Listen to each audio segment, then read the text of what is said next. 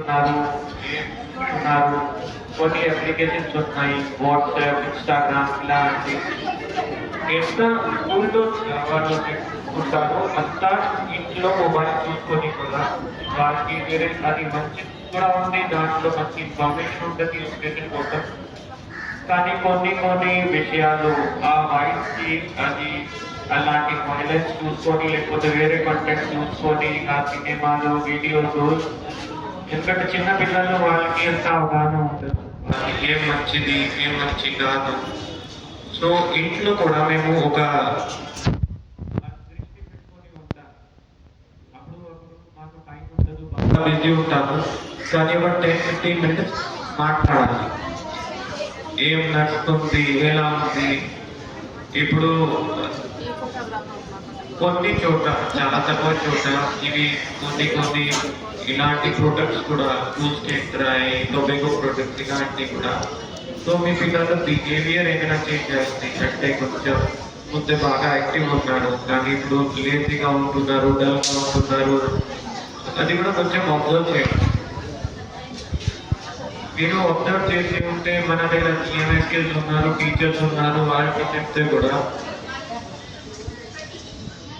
ఆ తప్పు దారికి పోకుండా మేము అప్పుడే కొంచెం కౌన్సిలింగ్ చేసుకొని మాట్లాడుకొని ఆ పిల్లలకి ఫ్యూచర్ చేంజ్ చేసుకొని కరెక్ట్ ఓరియంటేషన్ ఇచ్చేది. బాగా చదవాలి, బాగా ఆడుకోవాలి కూడా, ఆ ఫ్రెండ్స్ సరిగా ఉండాలి, వాళ్ళకి ఎలాంటి వాళ్ళతో తిరుగుతున్నారు, ఇది అంతా చాలా ముఖ్యం మనకి.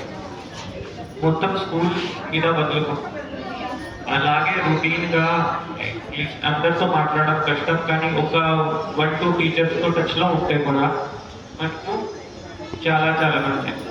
ఏమవుతుంది, మేము పట్టించుకోము, 10-15 మినిట్స్ కూడా ఇవ్వము.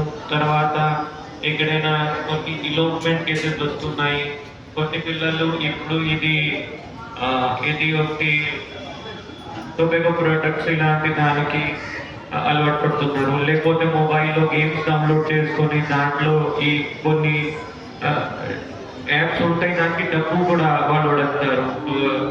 ఆన్లైన్ గూగుల్ పే చేసుకొని తక్కువే ఉన్నాయి కానీ మన దగ్గర కొన్ని కేసెస్ వస్తున్నాయి.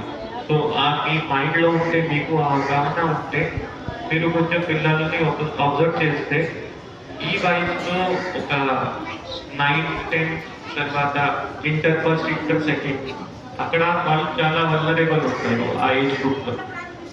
సో మీకు కూడా అవగాహన ఉండాలి. మీరు ఖచ్చితంగా పిల్లలు అందరూ అంటే ఒక 5-10% వరకు ఉంటారు. దాంట్లో వాళ్ళు కూడా ఎవరో ఒకరిని చూసి బయట కొంచెం ఇలాంటి పిల్లలు ఉంటారు. లేకపోతే పేరెంట్స్ ఇద్దరు సపోజ్ ఇంట్లో లేదు బయట ఆడుకోవడానికి వెళ్తారు. అప్పుడు కొంతమంది ఇలాంటి సోషల్ మీడియా చూసుకొని అక్కడ పరిచయం అయి సో స్కూల్ కాకుండా బయట కూడా వాళ్ళ ఫ్రెండ్